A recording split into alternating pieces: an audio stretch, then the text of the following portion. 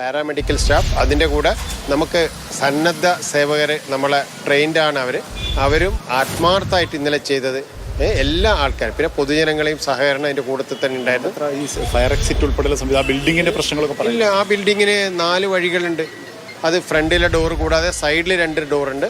പിന്നെ സ്കൈ വാക്ക് വഴി നമുക്ക് 4 വഴികളിൽ കൂടി ഉണ്ട്. അതെല്ലാം ഉണ്ട്. ബാക്കി ഞാൻ കൂടുതലായിട്ട് അതിനു വേണ്ടിയാണ് ഞാൻ വന്നത്. ഈ കാഷ്വാലിറ്റിയിലെ ബാക്കി കാര്യങ്ങൾ, ഇനി ബെഡും ബാക്കി അനുബന്ധ സാധനങ്ങൾ ഇവിടെ ഇടയ്ക്ക് നമ്മൾ ഫ്രണ്ടിൽ ഈ ഭാഗം നമ്മൾ ഇടയ്ക്ക് മെഡിസിൻ്റെ പേഷ്യൻ്റ് കൂടുമ്പോൾ നമ്മൾ കിടത്തുന്നതാണ്.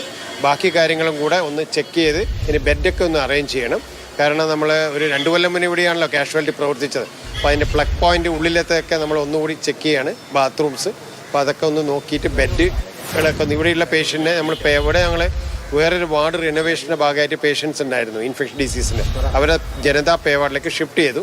ഇനി ഈ ഭാഗം എത്രയും പെട്ടെന്ന് റെഡിയാക്കാനുള്ള നടപടികളായിട്ട്. ബീച്ച് ആശുപത്രിയിൽ കാഷ്വാലിറ്റി ഉണ്ടോ? ഇവിടെയും അങ്ങനെ ഇപ്പോൾ അല്ല, ബീച്ച് ആശുപത്രിയിൽ ഇപ്പോൾ ഫോർ ദ ടൈം ബീയിങ് നമ്മുടെ മാൻ പവർ നമ്മൾ പ്രൊവൈഡ് ചെയ്യുന്നുണ്ട്. അവിടുത്തെ സൗകര്യങ്ങൾ പരമാവധി ഉപയോഗിക്കാൻ അത് DMO ആയിട്ട് പറഞ്ഞ് നമ്മളെ ബഹുമാനപ്പെട്ട മിനിസ്റ്ററുടെ അതിൻ്റെ ഓർഡർ അനുസരിച്ച് കൊണ്ട് അതിനുള്ള കാര്യങ്ങൾ ചെയ്തിട്ടുണ്ട്. പക്ഷേ ഒരു മേക്ക് ഷിഫ്റ്റ് അറേഞ്ച്മെൻറ്റ്. അപ്പോൾ ഇവിടെ നമ്മൾ എത്രയും പെട്ടെന്ന് പഴയ 2 കൊല്ലം മുന്നേ കാഷ്വാലിറ്റി ഇവിടെയാണല്ലോ പ്രവർത്തിച്ചത്. അപ്പോൾ അതിന് ഫുൾ ഫ്ലെഡ്ജ് ആയിട്ട് ഒന്ന് റെഡിയാക്കാനുള്ള തീരുമാനിച്ചത്. അതാണ് ഞങ്ങൾ ഇതുവരെ പുതിയത് അത് പോലീസിൻ്റെയും ഇലക്ട്രിക്കൽ ഇൻസ്പെക്ടറേറ്റ്, ഫയർഫോഴ്സ് അവരെ ആ ഒരു സ്വാഭാവികമായ നടപടിക്രമങ്ങളില്ലേ എങ്ങനെയാണ് ചെയ്തിട്ടുള്ളതെന്ന് അത് അവർ തീരുമാനിക്കും. എന്നിട്ട് എത്രയും പെട്ടെന്ന് ചെയ്തു തരാൻ തന്ന കണക്ക് 34 പേരായിരുന്നു മറ്റു ആശുപത്രിയിൽ പുറത്തുനിന്ന്. അങ്ങനെ തന്നെയാണല്ലോ. അത് 34ഓളാണുള്ളത്. അത് ബാക്കി DPM അന്വേഷിച്ച് വിവരം തരും. ഇവിടെ ഞങ്ങൾ 114 പേര് ഇവിടെ തന്നെയാണ് ഉണ്ടായത്. ഇവിടെ തന്നെ സൂപ്പർ സ്പെഷ്യാലിറ്റി നമ്മുടെ മെഡിക്കൽ ബ്ലോക്കിലും ഇവിടെയുള്ള വാർഡുകളിലും ഇവിടെയുള്ള ICUലും വെന്റിലേറ്റർ കണക്ട് ചെയ്യേണ്ട പേഷ്യൻറ്റ് വെന്റിലേറ്റർ സൗകര്യങ്ങളും ബാക്കി എല്ലാ ഹെഡ് ഓഫ് ദ ഡിപ്പാർട്ട്മെൻറ്റും ഇവിടെ ഉണ്ടായിരുന്നു. അപ്പോൾ അവർ 114 പേര് നമ്മുടെ ഹോസ്പിറ്റലിൽ തന്നെയാണ്. 34 പേരാണ് അവരെ സ്വന്തം ഇഷ്ടപ്രകാരം പോയതാണ്. അതിന് ഞങ്ങൾ തടസ്സവും നിന്നില്ല. Okay, thank you. ഭാഗ്യലക്ഷ്മി, ഏറ്റവും പ്രധാനപ്പെട്ട കാര്യം പങ്കുവെക്കാനുള്ളത്, ഇപ്പോൾ മെഡിക്കൽ കോളേജ് പ്രിൻസിപ്പൽ ഡോക്ടർ സജീത്താണ് നമ്മോട് സംസാരിച്ചത്. അദ്ദേഹം പറഞ്ഞത്, നേരത്തെ നമ്മൾ ഒരു സംശയമുണ്ടായിരുന്നു, ഈ ഇന്നലെ മരിച്ച ഈ അപകട സമയത്ത് മരിച്ച 4 പേർ, 5 പേർ മരിച്ചു, ഒരാൾ നേരത്തെ തന്നെ ആശുപത്രിയിൽ എത്തുന്നുണ്ട് മരിച്ചതാണ്. ശേഷിച്ച 4 പേർ, അതിലൊരാളുടേത് പോസ്റ്റ്മോർട്ടം നടത്തും, ബാക്കി 3 പേരുടേത് പോസ്റ്റ്മോർട്ടം നടത്തുമോ ഇല്ലയോ എന്നൊരു സംശയമുണ്ടായിരുന്നു. പക്ഷേ അക്കാര്യത്തിൽ ഒരു വ്യക്തത വന്നിരിക്കുകയാണ്. അദ്ദേഹം പ്രിൻസിപ്പൽ പറയുന്നത്, ഡോക്ടർ സജീത്ത് പറയുന്നു, 3 പേരുടെയും മൃതദേഹം പോസ്റ്റ്മോർട്ടം നടത്തും. അതായത് മരണകാരണം എന്താണെന്ന് കണ്ടെത്താനുള്ള നടപടിയിലേക്ക് നീങ്ങുകയാണ് എന്നുള്ളതിനാണ്.